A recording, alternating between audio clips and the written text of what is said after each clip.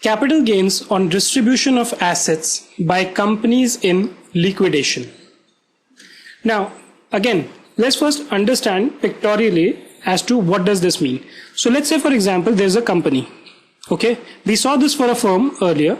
A company has various shareholders, right? This company goes into liquidation. What this means is that the company is basically coming to an end. Liquidation again is a court-driven process in which court appoints one person known as the liquidator, who is supposed to sell the assets, okay, realize the money, pay debts, and balance, if any, which is left, is paid to the shareholders. So the job of a liquidator is to see that, whether the company has any assets.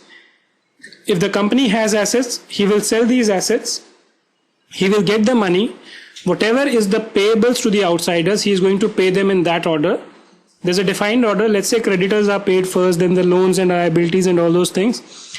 And the balance money which is there is going to be distributed amongst the shareholders.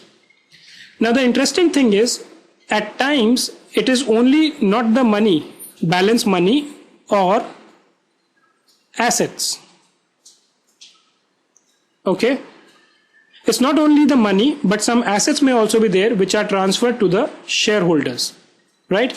In this case, if a company transfers a capital asset to the shareholders, okay, it's a transfer, right? So there are two perspectives. One, the company transfers the asset,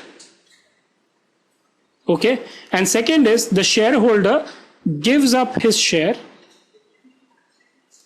okay, because his share are now going to be meaningless, and in exchange he may get either money or assets from the company, right? So we will see what will be the tax treatment in the hands of the company and what will be the tax treatment in the hands of the shareholder. Distribution of assets by a company to its shareholder on its liquidation shall not be regarded as transfer for the purpose of section 45. What this means is that when the company transfers these assets, from a company's perspective, this transaction is not a transfer. And I have explained to you that if it is not a transfer, that means what? There is no capital gain. Right? So there is no capital gain in the hands of the company. Now, one interesting thing which I want to tell you is that it is only when the company transfers the asset to the shareholder that there is no capital gain. If the liquidator sells the asset, okay, then there is a capital gain in the hands of the company. Capital gain, yes, okay, but if the company transfers it to the shareholder, then there is no capital gain, but there is a tax or a capital gain in the hands of the shareholder. So let's see that. Taxability in the hands of the shareholder. Shareholder shall be chargeable to income tax under the head capital gains based on sales consideration arrived at as under. So the shareholder is taxable, okay, and what is the sale consideration? The money, if you receive cash, so received, or the market value of the other assets on the date of distribution, right? So this on the date of distribution is important, right? So when you club the total money that you receive plus the market value of the assets that you receive, you arrive at the sale consideration.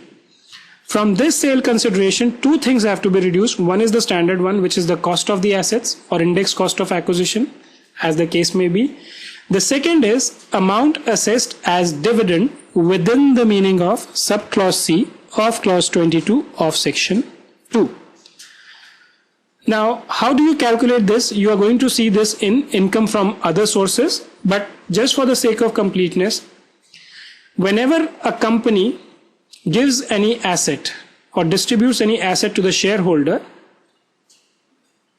this is deemed as a dividend. Okay, so let's say the company gives to the shareholder an asset worth rupees 500. This will be deemed as a dividend, but only to the extent that company has accumulated profit. So you will see the balance sheet of the company and see what is the accumulated profit. So if the accumulated profits are 300, then only 300 out of this 500 will be treated as dividend, right? So the asset distributed by the company to the extent of accumulated profits are treated as dividend. So if that be the case, so let's say for example, the money that, cash received by the shareholder is 500, fair market value of the asset is, let's say, 1000, asset, and this is applicable only for asset. Let's say the accumulated profits are 500, right? Now how will you calculate, and the cost of acquisition or the index cost of acquisition is 300. Now how will you calculate the value of this capital gain? Money or received, or the market value of the other assets. So money, cash is 500, asset is 1500. From these I need to reduce two things. One, amount assessed as dividend within 222C. So I told you this, the amount treated as dividend is to the extent of accumulated profit, which is 500, and the asset distributed are 1000. So 500 will be treated as deemed dividend. So the value will be 1000. This 1000 minus cost of acquisition, which is 300, which gives you 700. This amount will be taxable under the head capital gains. This 500 will be taxable as income from other sources, right? So two things from a company's perspective: when you distribute asset on liquidation, no capital gain. From a shareholder's perspective, there is capital gain.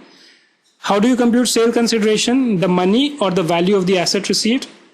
From that we reduce deemed dividend and cost of acquisition.